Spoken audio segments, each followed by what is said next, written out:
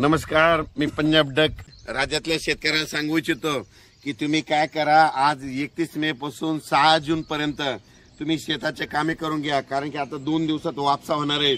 शेत तयार करून घ्या, कारण की तुमच्यासाठी एक आनंदाची बातमी म्हणजे 6 दिवसामध्ये तुम्ही काय करा, शेतीचे सगळे काम आटपून घ्या।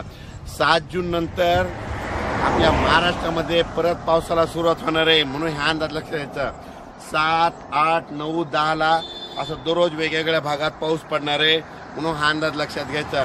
ज्यांना हळदी लावायचा त्यांनी हळदी लावू शकता, ज्यांना मूग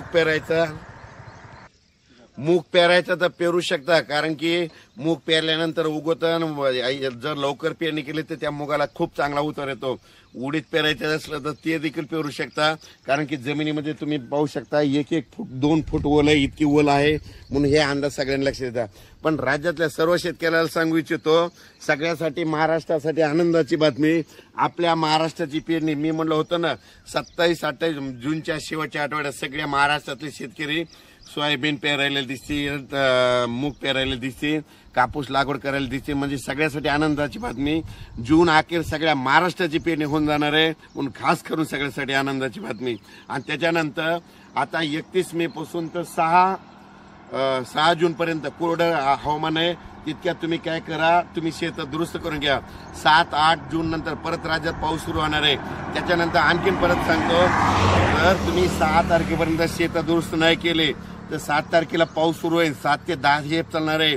आणि त्याच्यानंतर पुन्हा काय होणार आहे, 13 जूनच्या नंतर राज्यात पुन्हा मुसळधार पाऊस येणार आहे। 13 ते 17 पर्यंत राज्यात जोरदार पाऊस पडणार आहे। आता जसा पडला तसं ओढे नाले वाहणारा पाऊस पडणार आहे, म्हणून हा अंदाज लक्षात। माझी सर्व शेतकऱ्याला विनंती, यंदा जूनच्या शेवटपर्यंत सगळ्या महाराष्ट्राची पेरणी होणार आहे। काल बऱ्याच शेतकऱ्याचे फोन आले की काही भागामध्ये आणखीन पाऊस पडलेला नाही, तर त्यांच्यासाठी आनंदाची बातमी सांगतो, या 7, 8, 9, 10 जूनच्या दरम्यान तिथं पाऊस पडणार आहे, आणि त्याच्यानंतर 13 पासून ते 17 पर्यंत त्या भागात पडणार आहे। म्हणजे महाराष्ट्रातला कोणताही भाग या पेरणी पावसापासून वंचित राहणार नाही, म्हणून सगळ्यांना अंदाज लक्षात येतात। पण राज्यात मात्र 7 जून ते 10 जून दरम्यान पाऊस पडणार आहे।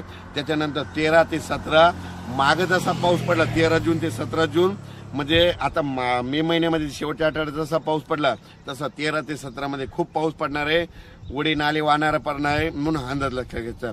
मी सांगत असतो अंदाजामध्ये, ज्या वर्षी लिंबाच्या झाडाला लिंबुळ्या खूप लागल्या की त्या वर्षी खूप पाऊस पडतो, अचानक वातावरण बदल झाला तर लगेच उद्या एक मेसेज दिला जाईल।